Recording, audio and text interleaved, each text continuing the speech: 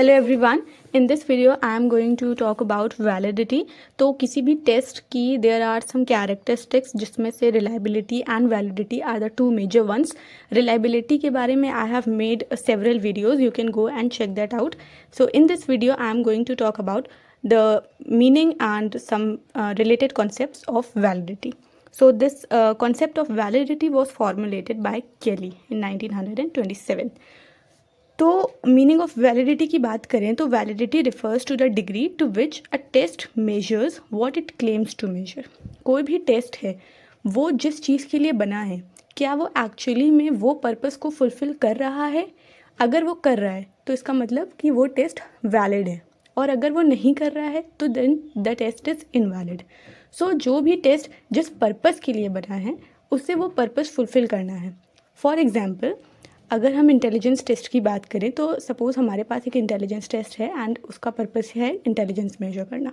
So the test must measure only and only intelligence and all the aspects of intelligence.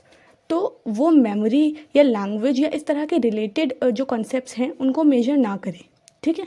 सिर्फ और सिर्फ जो वो टेस्ट क्लेम कर रहा है कि मैं इंटेलिजेंस मेजर कर रहा हूँ, ठीक है, तो वो इंटेलिजेंस को ही मेजर करें।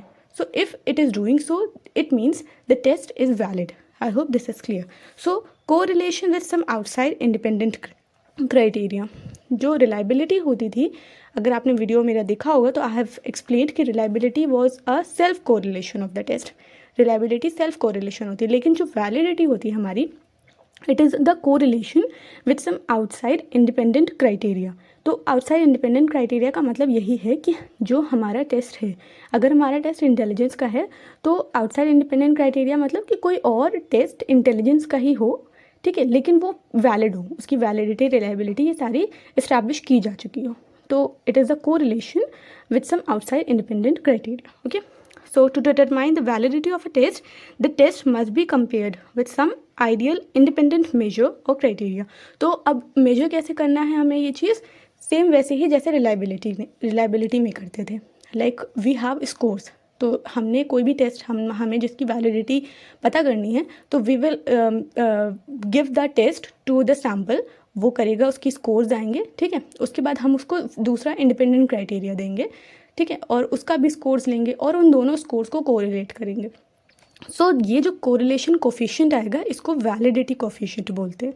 सेम वही प्रोसेस जैसे रिलायबिलिटी में था, बट यहाँ पर हम वैलिडिटी इस्टेब्लिश करना चाह रहे हैं। So the term will be validity coefficient. Now in a broader sense validity is concerned with generalizability. तो एक चीज़ I have want to explain कि जो कॉन्सेप्ट है वैलिडिटी का, ये जो टर्म है ये दो पर्पस के लिए यूज़ करते हैं। एक होता है हमारा साइकोमेट्रिक टेस्ट और दूसरा जो होते हैं दैट इज़ रिसर्च या कोई भी एक्सपेरिमेंटल स्टडी, ठीक है। तो ये जो कॉन्सेप्ट ऑफ जनरलाइजेशन है ये हमारा एक्सपेरिमेंटल स्टडी में होता है। I will explain this further in this video. So validity is a relative term. Validity एक कोई भी टेस्ट है वो it is not generally valid, ठीक है, ये रिलेटिव होता है, एब्सोल्यूट नहीं होता। इसका क्या मतलब हुआ कि it is valid only for particular purpose, ठीक है, कि अगर कोई इंटेलिजेंस का टेस्ट है तो वो वैलिड होगा सिर्फ इंटेलिजेंस के लिए ही, ठीक है, ना कि मेमोरी या इससे रिलेटेड। तो कोई लैंग्वेज का टेस्ट है तो वो सिर्फ लैंग्वेज के लिए ही वैलिड हो सकता है और किसी चीज़ के लिए नहीं। Okay, so it is relative.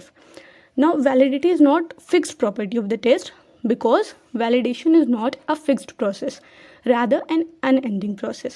तो नई नई चीज़ें डिस्कवर होते हैं, नए नए कॉन्सेप्ट्स फाउंड होते हैं, तो कोई भी टेस्ट एक लंबे वक्त तक के इस्तेमाल नहीं किया जा सकता है, रादर उसमें चेंजेस होते हैं। एक कॉन्सेप्ट होता है that is called फ्लाइन effect, FLYNN। तो फ्लाइन इफेक्ट क्या बोलता है कि जो हर 10 साल के बाद जो पॉपुलेशन है उसकी IQ 3 पॉइंट से इंक्रीज़ होती है। तो कोई भी ऐसा टेस्ट जो आज से 10 या 20 साल 15 साल पहले बना हुआ है वो आज के टाइम पे एप्लीकेबल नहीं होगा, और अगर हम उसको आज की पॉपुलेशन पे उसको हम अप्लाई करते हैं तो वो हायर IQ बताएगा, ठीक है, क्योंकि वो टेस्ट बहुत पहले का है। तो all the test needs upgradation and updation. Okay, next point is valid like reliability is a matter of degree and not and all और नन प्रॉपर्टी, ठीक है। तो जैसे रिलायबिलिटी में भी था कि it is all about degree, कि कोई भी टेस्ट कम्प्लीटली रिलायबल है, कम्प्लीटली अनरिलायबल नहीं होता है। सेम उसी तरीके से कोई भी टेस्ट कम्प्लीटली वैलिड और इनवैलिड नहीं होता है, it is only a matter of degree. अगर हाई डिग्री है तो इसका मतलब हमारा जो टेस्ट है दैट इज़ वैलिड, ठीक है। लो डिग्री है वैलिडिटी की तो वो less validity, okay. So it is not a all और none property. I hope this is clear. Now just now I have told that the term validity is used in two contexts. One is for measurement test, जो हमारे psychometric test होते हैं, tools होते हैं, उसके लिए हम वैलिडिटी का वर्ड यूज़ करते हैं। और दूसरा होता है हमारा एक्सपेरिमेंटल स्टडीज़, यानी कि जो रिसर्चेज होती हैं। तो मेजरमेंट टेस्ट का आई हैव एक्सप्लेन्ड कि जब when a test is valid it means the test is highly effective and it measures what it claims to measure. जो टेस्ट बोल रहा है कि मैं ये मेजर कर रहा हूँ तो वो टेस्ट वही मेजर करे। तो इसके लिए जो टाइप्स हैं, content, construct, criterion, this I will explain in the next video. तो ये सारे टाइप्स साइकोमेट्रिक टेस्ट के लिए होते हैं। उसके बाद एक्सपेरिमेंटल स्टडीज़ की में हम वैलिडिटी को किस तरह से यूज़ करते हैं, उसमें क्या मतलब होता है। सो दो तरह की वैलिडिटी हो जाती है यहाँ पे, that is internal and external validity.